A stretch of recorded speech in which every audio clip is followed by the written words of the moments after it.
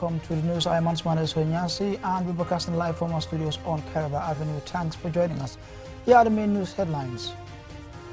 We hear that Gambian pilgrims who traveled to perform this year's Hajj in Mecca are all in good health and looking forward to a safe return home. And although the Russia-Ukraine conflict has impacted many sectors, few had realized the extent to which it has affected the tourism industry. In a special report, we find out what the impact has been in the Gambia. 400 students have graduated with diplomas in IT from the Indian Institute of Hardware Technology. And a stronger enforcement is needed to control tobacco use and non-communicable diseases, NCDs, so says the director of the Directorate of Health Promotion and Education at the Ministry of Health in an interview with QTV. Well, those were our main headlines, and now we take a look at the news in detail.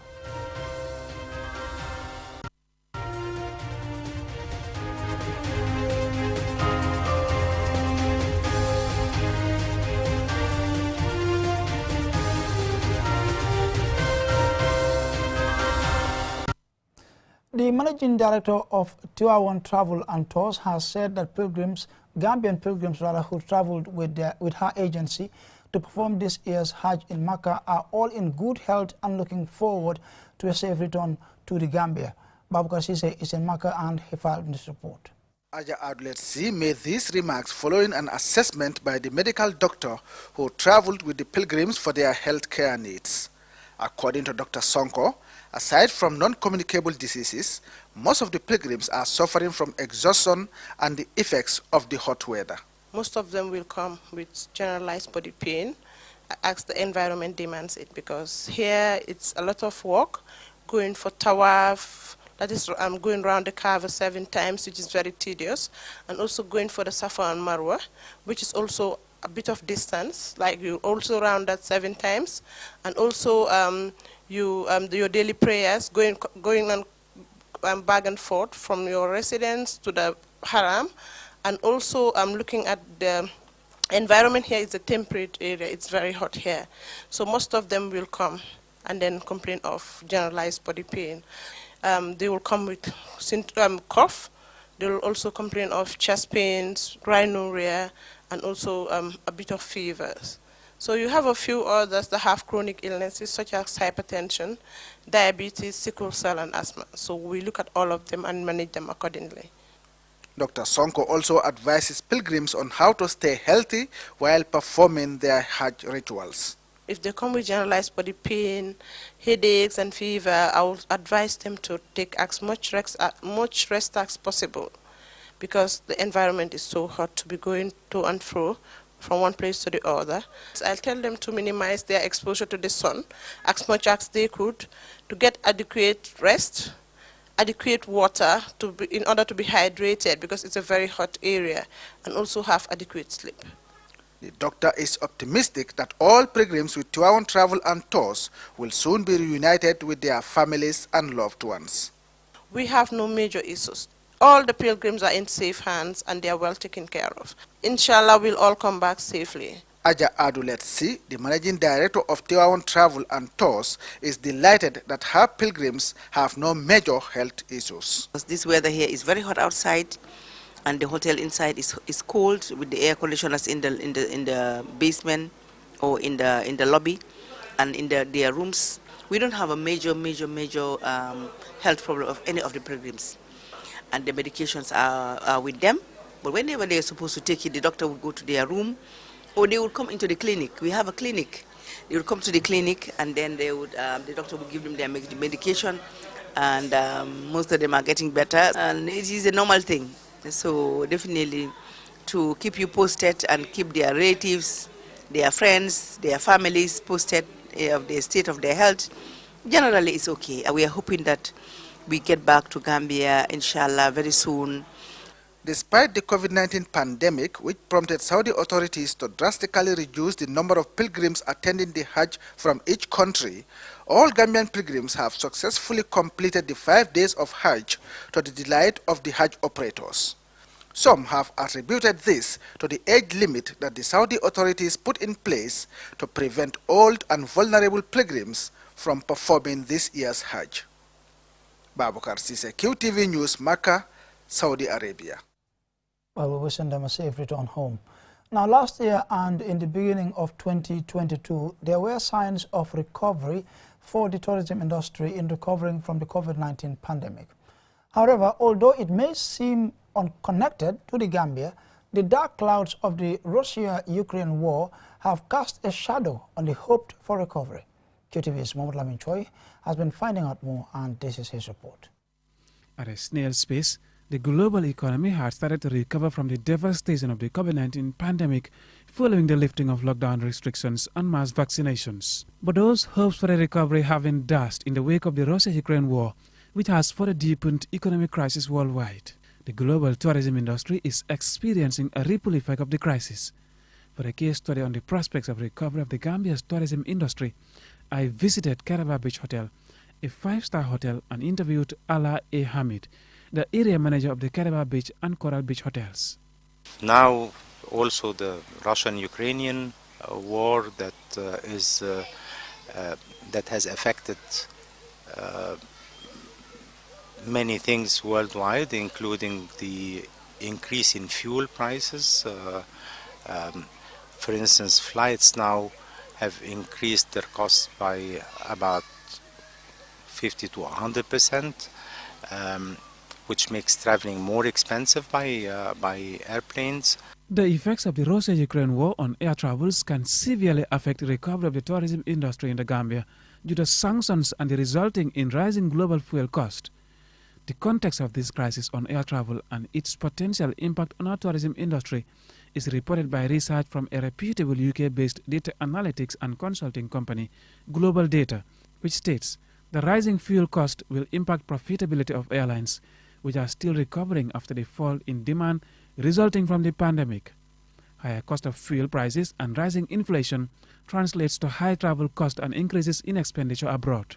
Also with the domestic inflation in each country, that makes the saving of people to travel more difficult. People who travel twice a year would travel only once. People who traveled once a year probably wouldn't travel nowadays.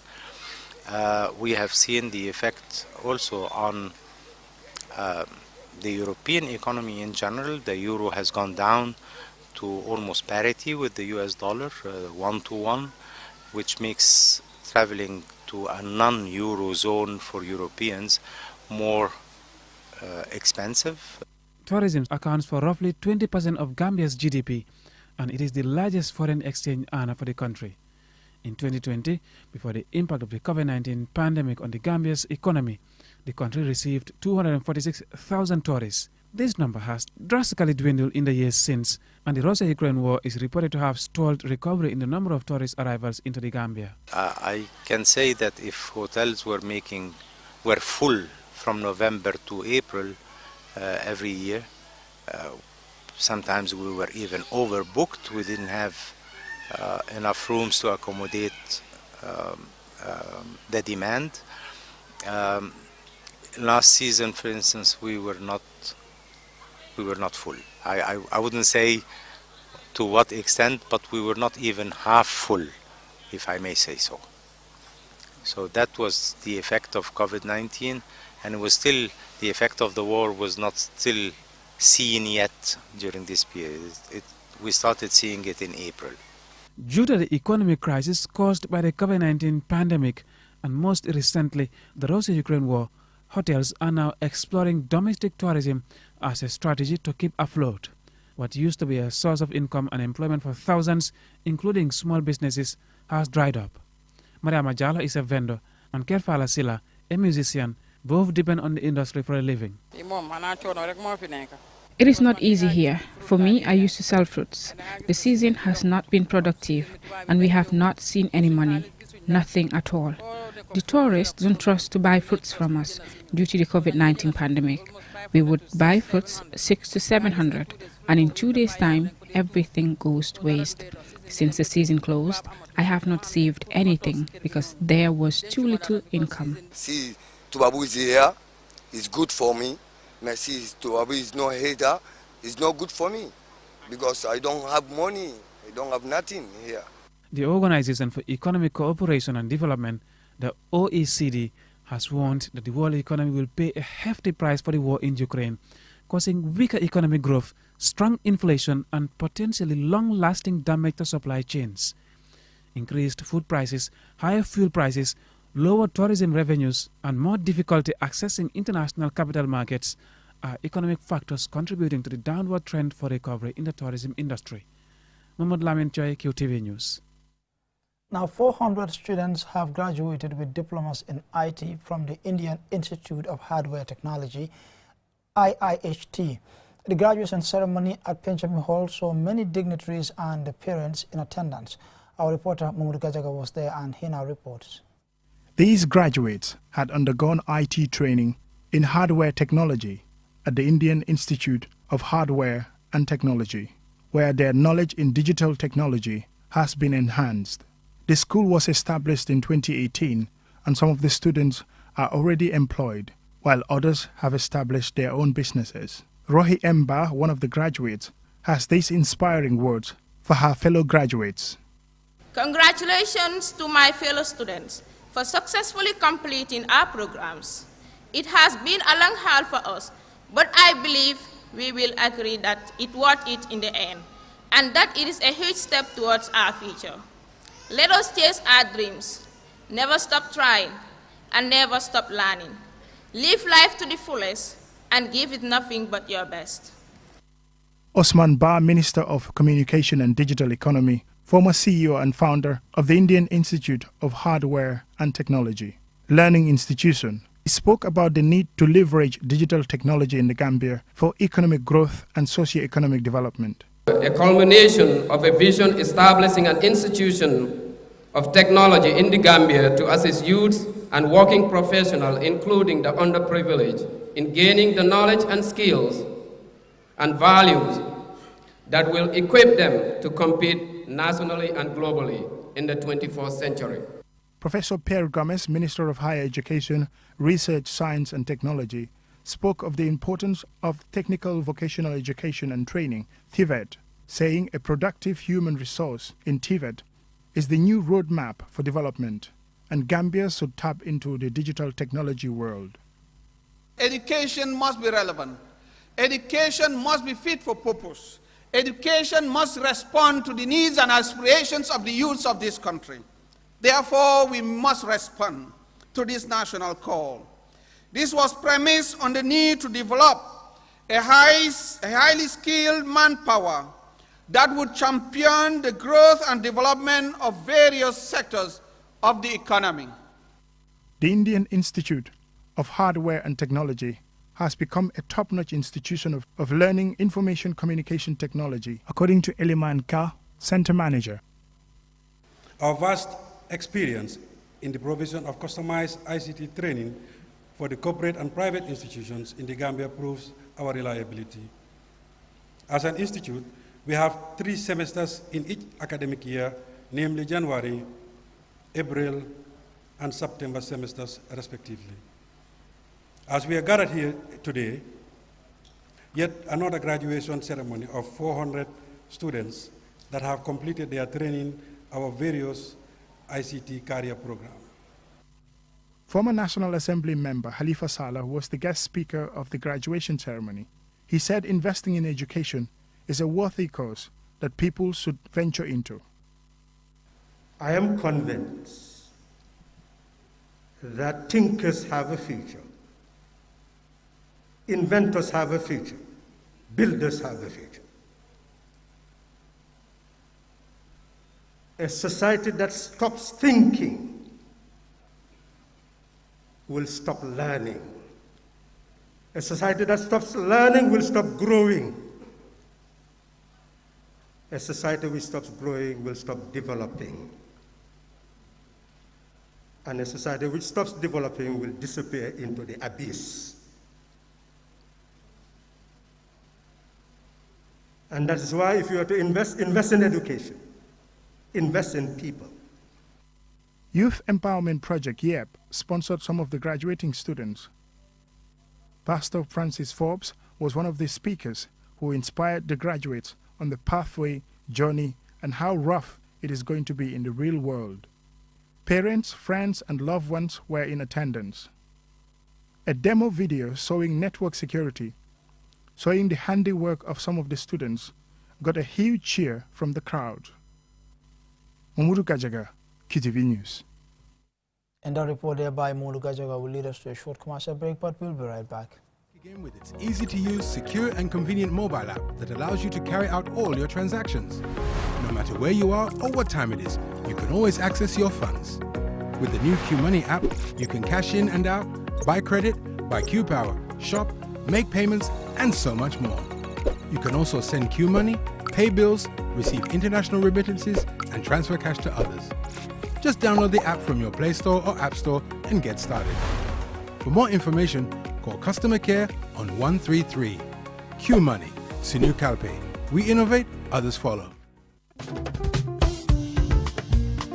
The Gambia OIC Secretariat, in collaboration with the Office of the President and Imogam Hotels and Resorts, wishes to invite the general public to the foundation stone laying of a 5-star Radisson Blue Hotel by the President of the Republic of the Gambia, His Excellency Adama Barrow, on Saturday, 23rd July 2022 at 4 p.m. The construction of a 5-star hotel is one of the key priority projects in preparation for the forthcoming OIC Heads of State and Government Summit. The hotel will have 400 rooms, including 60 presidential and royal suites. The 5-star hotel will ensure the guests receive a befitting accommodation experience. Additionally, it will diversify our tourism portfolio by providing luxurious accommodation facilities for high-end tourists. Let's come out and support this massive development.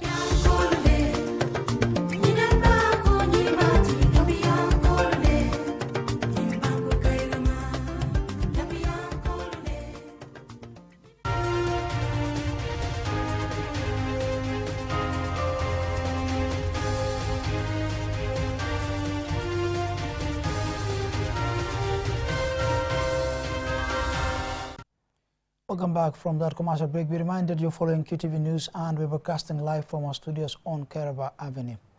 Now, in a recent interview with me, the director of the Directorate of Health Promotion and Education at the Ministry of Health, Mudunjai, has called for more enforcement of Tobacco Control Act and other legal instruments supporting the fight against NCDs. More in this report. Over the years, the Gambia has championed the fight against non-communicable disease or NCDs, most notably tobacco use, and the country has been recognized by the WHO and several other international organizations for its achievements in fighting NCDs. Modunjai, the director of the Directorate of Health Promotion and Education at the Ministry of Health, says despite the achievements registered in the fight against NCDs, there is still a need for more action. He adds that over 5,000 Gambians die each year due to non-communicable diseases, hence the need for tougher action.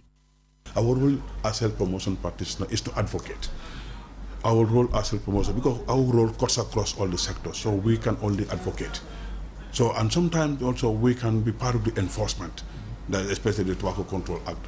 That's also one of our also role is to enforce, and to also we also encourage people to able to mobilize resources. And we also encourage the use of mobilization of local research, for example. So these are things that our work goes across all the government sectors, and also within government and also outside government. He also called on stakeholders in the health sector to strengthen collaboration and advocacy in preventing and controlling NCDs, and thanks former ministers, especially Fatim Baji and Maria Tujalo, for their instrumental role in setting up the directorate and leading national efforts in developing the National Action Plan on NCDs. So a lot of things are happening. We need to work together. The ministry is doing a lot. So, but all the achievement we have registered is as a result of the partnership we have built with other partners. And while calling for scaling up action on non-communicable diseases, Mr. Njai again emphasizes the need for stakeholders to work closely together and urges members of the public to engage more in physical exercise. This, he says, helps keep one healthy and strong. Focus is on the issue of tobacco. Our focus is also on the issue of working with the communities and civil society organizations to promote physical activity.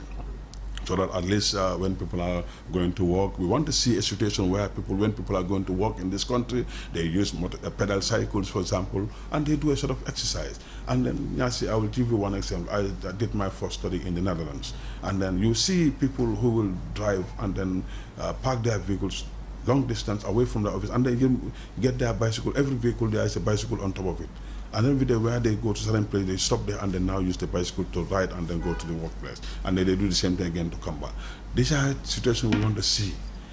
He concludes by revealing that the Gambia is taking major steps towards universal health coverage and has been scaling up its health services and increasing the financial protection of the population, especially the most vulnerable.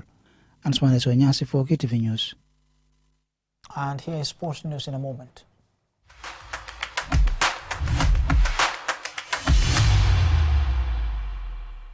Now, at the ongoing World Athletics Championships, dozens of athletes have encountered delays in receiving permission to enter the United States to compete in Eugene, Oregon.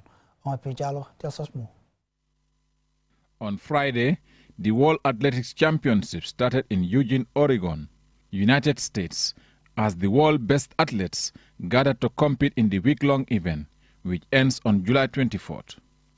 It is the first time the World Athletics Championship have been held in the USA and is the most significant track and field competition being held in the country since the 1996 Olympics in Atlanta.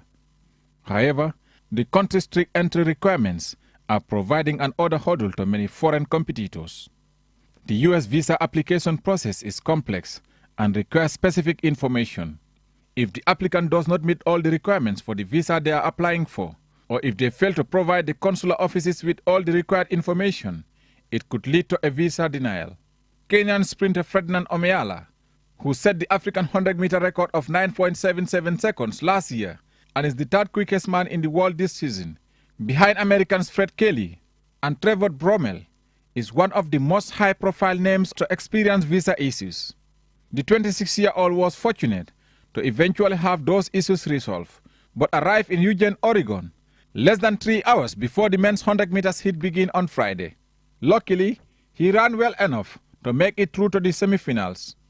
Kenyan 10,000 meters runner Chila Kipkiru is due to rest on Saturday, but says she still did not have all the required stamps in her passport despite having her visa approved in May. Ivory Coast sprinter Marie-José Talu also took to social media to speak on behalf of her fellow athletes, imagining their frustration having worked so hard to be at the championship. The World Athletics president Lord Coe, himself a former athlete, has admitted that not all competitors will have their visas issues solved in time to appear at the World Athletic Championships. Multiple world and Olympic gold medalist Michael Johnson has criticized organizers in his homeland as around 100 athletes, coaches and officials are still waiting for their cases to be resolved, with many of their applications expected to fail. The United States Olympic and Paralympic Committee, Oregon 22 organizers and World Athletics have dealt with 374 cases, with 255 resolved, 20 refused, and 99 cases still unresolved. About 2,000 athletes, representing more than 200 nations, will be involved.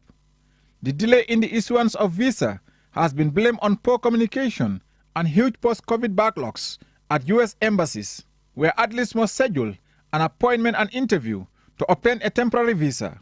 Of the 5,500 participants that needed visas, less than 1% have either not had the visas, been denied, or are still being resolved.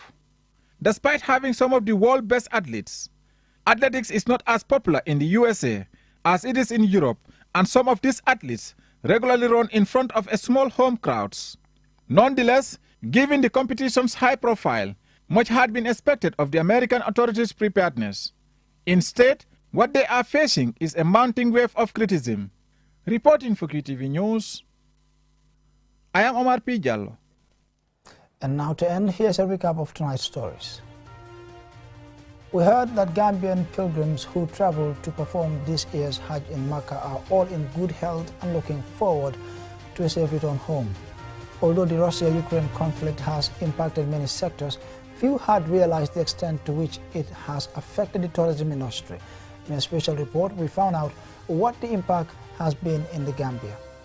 400 students have graduated with diplomas in IT from the Indian Institute of Hardware Technology, and stronger enforcement is needed to control tobacco use and non-communicable diseases, NCDs. So says the director of the Directorate of Health Promotion and Education at the Ministry of Health in an interview with QTV. Well, I'm afraid that's it for this bulletin, but don't forget to join us tomorrow, same time. Adi Drame and Mamadou Mboj will be here to bring you a review of the week's top stories. Until then, on behalf of the production team, thanks for watching.